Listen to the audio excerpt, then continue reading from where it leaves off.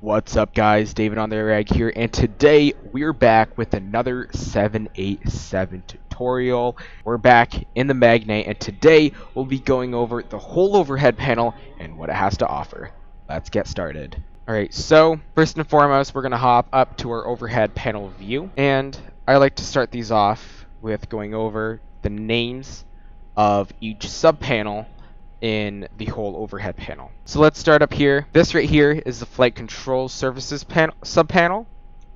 Below that subpanel we see the IRS subpanel. Below the IRSs we have the primary flight computers panel, followed by the electrical panel, and then right at the bottom we have the left miscellaneous controls panel. Hopping back up top, this right here is the towing subpanel. Followed by, just this top section here, is the FD door, emergency lights, passenger oxygen, and CCR reset subpanel. Below that is the window heat subpanel, followed by the hydraulics subpanel, which is this whole section right up here, or right down here. Below that panel, we have the passenger sign and flight deck lighting panel, where you can change the flight deck lighting and also turn on or turn off the passenger seatbelt light. Over to our third column here, we have the APU and cargo fire protection panel, followed by the engine control subpanel. Below that, we have the fuel management subpanel, and then we have the anti-ice and exterior lighting subpanel. Hopping back up to the last column, right up top here we have the ELT subpanel, followed by the cargo temperature control panel. Below that we have the air conditioning panel, so all of this stuff here, and then the pressurization panel, followed by the right miscellaneous control subpanel. And those right there are all the names of the subpanels that you see inside of the overall overhead panel. Great, so we're going to start with the IRSs. The IRSs, whenever you throw them into on mode, there's actually a light in between that shows if it's running off of the battery power. To the left of that is the heading reference button, which means that it'll be using the IRS info, and it'll actually plug it into the FMCs and the other flight computer systems. These two switches here you can use to turn on and off the IRSs. It basically just maintains power going into the IRS systems. Below that you can see the primary flight computers. This right here isn't currently modeled by Magknight, but hopefully it'll be put in future updates. Below that we have the electrical panel. As you see, I have the battery enabled and the passenger seat, cabin, and utility switches enabled, and also the APU gens. The battery switch right here turns on the on-ground battery. The APU switch on the right is usually on the off position when you load up the aircraft, and you want to hold it in start position until the RPM revs up on the flight, the multifunctional flight displays. After the RPMs rev up and the temperature rises, this switch right here will go amber, yellow, and have the words off on them. That means that they're ready. And when you switch them on, the APU runs off of the APU gen.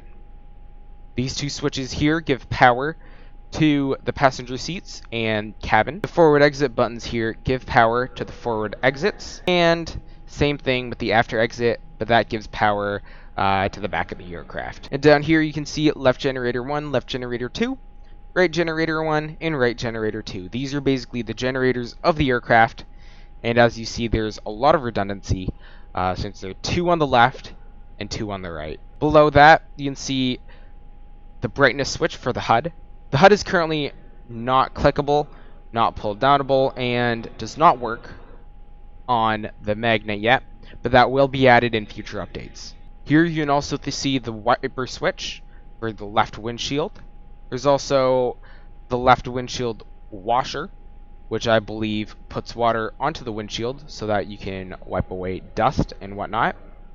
There's also the lower display switch, and this right here basically changes the backlight of the lower display. You can turn it up if you want the display to be brighter, and turn it down if you want it to be darker. Great, and up here you can see the battery test button. Basically, when you click that, what it should do is it should indicate the charge of the batteries, and these three lights here will show if it's on high, medium, or low. And on the right here, you can see towing power. And upon clicking that, the APU basically goes into towing power mode. Right. Below that, we see the FD door power. And that's basically the flight deck door power switch. And when you have that on, the door is locked when it's closed, and when you have it off, it will not lock.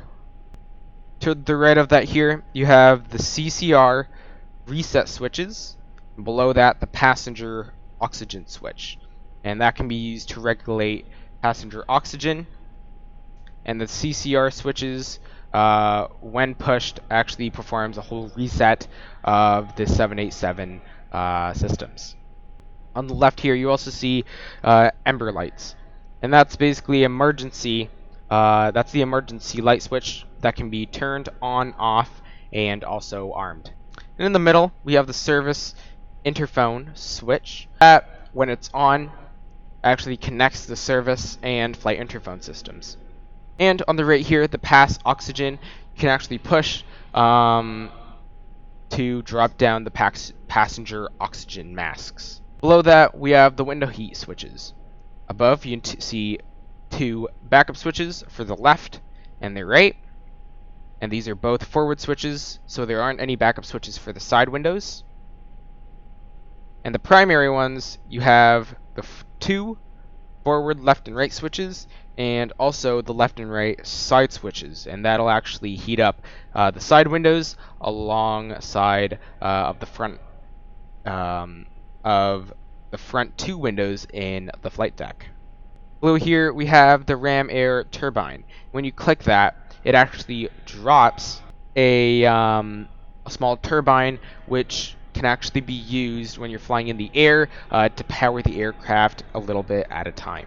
Below that switch we have the hydraulics. So you have the left engine hydraulic, which is on fault because the engines are not running yet. To actually turn these on upon turning on the engines, so they're going to be on fault. You also have the left electrical hydraulic that can be turned on to auto or on, and then the center two hydraulics that also have the same functionality here, and the right electric hydraulic, which can also be left on auto, on, or off. Below that, we have the cabin chime, and if you click that, you'll hear a small chime going in the background. You also have the seatbelt signs that can be thrown onto auto, off if you really want to push it onto off, and then on if you want to force it into the on mode. And to the right here, as you see, this small microphone is actually used to capture the voice in the flight deck, and that I believe goes straight to the black boxes. So this right here is where you'll be recorded. This switch right here regulates the light on the overhead, so as you see, when I turn it down, the backlighting goes off, and when I bring it up, the backlighting comes back on. This dome light switch actually regulates the amount of light that comes on in the back. So as you see, these lights here are pretty much off, and when I turn it on to full blast, lights coming out of them, and it basically illuminates the rest of the cockpit. And this storm light right here, when it is pushed, it actually overrides the illuminated indicator lights, the glare shield floodlights, the instrument panel floodlights, the aisle stand floodlights, and the forward dome lights. So if I turn it off and turn off the overhead panel light, click it, you see that it actually overrides all of those lights. But we can turn that off now because I actually like controlling the amount of light that comes out of the overhead panel. This switch right here is currently not modeled in the Magknight. but it comes with two switches. There's a small switch and a large switch. The outer switch controls the master brightness. That basically controls everything, including the dome lights, the floodlights, the area lights, the HUD lights, and standby compass lights, and also the announcer lights. The small switch, however, is the master brightness control switch. And when you push on it, as you see, it says push on and off here, so you can actually push that small inner button. And that's basically the max, or that's actually the master brightness control, so you can switch that to turn the master on and off. And below that here you have the glare shield floodlights, and you can use that to control the amount of light that is actually illuminated down here in the MCP panel. And then you have your landing lights, which I really shouldn't be turning on now because we don't want to blind the people on the ground. Hopping back up to the top here, we have this light up here. May or may not be modeled in the Magknight, which is the APU bottle discharge light. And that basically comes on whenever the extinguisher bottle has too less of pressure. Below that, this right here is the APU fire switch, and when you pull it and basically turn it left or right, it will extinguish the APU. This button here is a fire overheat test. If you click it, it'll actually run a test for all the heating systems and components. Cargo fire. You can see that these two are armed by default, and I'm guessing Magknight doesn't want us playing around with them, so they are actually armed by default, and you cannot take them off of the arm mode. But they basically just arm all of the extinguisher bottles in the cargo compartment. The switch down right here is the cargo fire discharge switch. So if you click it, which you cannot, discharges the fire extinguishers in the cargo compartment. And down here we have the electronic engine control, also known as EEC, mode switches. When these are on normal, it's actually kind of cool that, or it's actually kind of weird that you can't see the buttons through the lights. But if you pull up the two panels here, you can actually see that they're on normal mode, and that basically means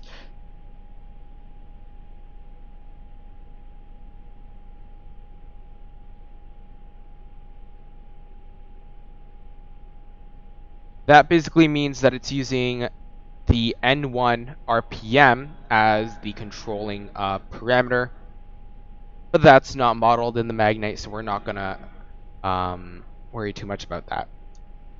Below that, we have the start switches. They're currently on normal, but when you switch them over to start, and if you also switch the fuel control switches to run, it'll actually start up an automatic startup sequence, which is pretty different from other airplanes where you have to turn them on and then start up the fuel and introduce the fuel yourself. And below that, we have the fuel pump switches and a few extra fuel systems up here. We're going to start with the fuel pumps. We have the forward pump, the aft pump. We also have the right pump, the forward right pump, and the aft right pump.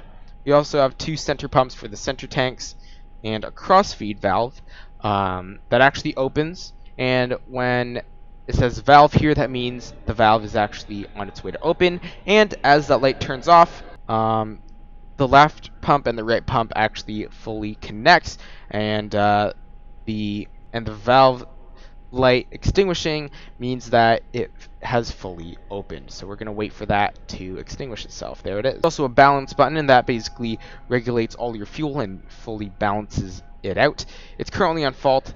That's fine though, it's just on its way to balance all the fuel. Up here we have the left and right switches for the fuel jettison, and that basically is the fuel, these are the fuel dump switches. So if you turn these on, the nozzle comes on, and then you can also select the fuel that you want remaining, and then you can arm it to dump the fuel. We're obviously not going to do that because we are on the ground and we don't want fuel to just be pouring on the ground. That's going to be extremely dangerous. Below that, we have the anti-ice systems. There is a switch for the wing anti-ice, and there are 2 engine anti-ice switches. And I was also told that the anti-ice in 787 is totally different and totally re-engineered from any other airplane, which is really cool. And Magknight also has the whole thing simulated in the newest 787 Magknight update, which is really cool. Below this here we have the beacon light, the nav light logo, and wing lights. These are all exterior lights. The nav lights here are the green, red, and white lights that are illuminated on the wings and on the back. The logo light here illuminates the logo or the tail fin, the vertical stabilizer part of the airplane, and the wing light illuminates the wing. And the IND LTS here, this switch you can turn on to basically on and off or auto. You can just leave it on auto. This is basically the indicator light switches. And when it's put on auto, below these switches here we have the runway turn-off switches, which are just the turn-off lights mounted on the side of the fuselage on the wings. And then your taxi light, which you can use and turn on when taxiing, and strobe lights, which we usually just always keep on. They're basically the anti-collision lights if you're coming from like a 737. That's basically what they call it, and it's located on the tips of the wings and on the APU winglet on the back. Up here on the top right of the overall panel, we have the ELT switch, which is the emergency locator transmitter switch, and it is not currently modeled in the Magknight, but when you put it on to reset mode, it stops the emergency locator transmitter from transmitting.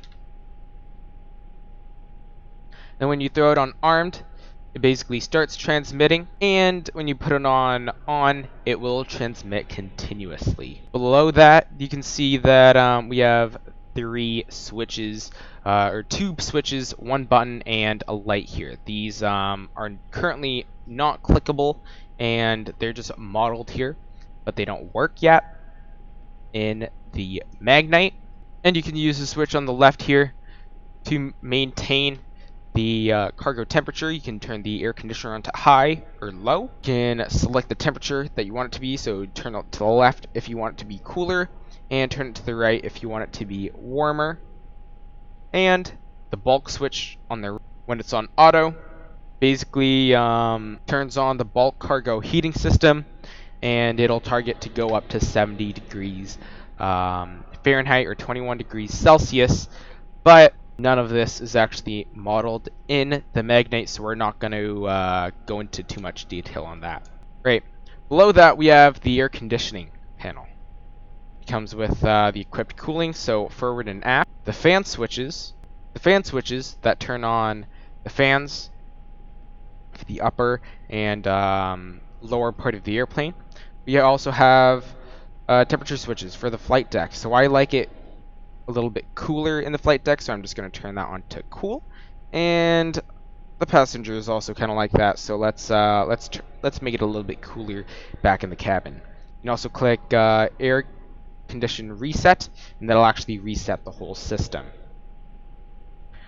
Down below that, we have trim air, and then we also have the left pack and the right pack. The trim air just takes the air out of the trim, and we can use that for the air conditioning.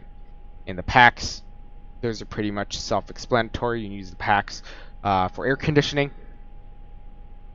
And down below that, we have a ventilation button. And below that, we have a ventilation button. And when you click that, it'll go on to norm, and that basically indicates that the alternate ventilation valve has been opened. Let's turn that off for now, though, and also guard the switch. Below that, we have a pressurization panel. These 2 buttons here are not working. The switch isn't working, and these two switches down here aren't working either in the Magknight. But it basically you can just use the knob to switch your pressurization, and if you turn these off, and the two switches up here are the overflow switches. And below that here you have two switches that can be put on open or close, which correspond to the forward and after switches, the overflow switches. You can basically turn the valve on and off manually if you wish to. And the last sub panel down here, you can see that we have the right wiper switch. You can put that on low, high. Down here you can see we have the right wiper switch. You can put that on onto intermittent, and you can also throw it on low or high. Below that, just like the left side, we have a washer button, and this switch right here when the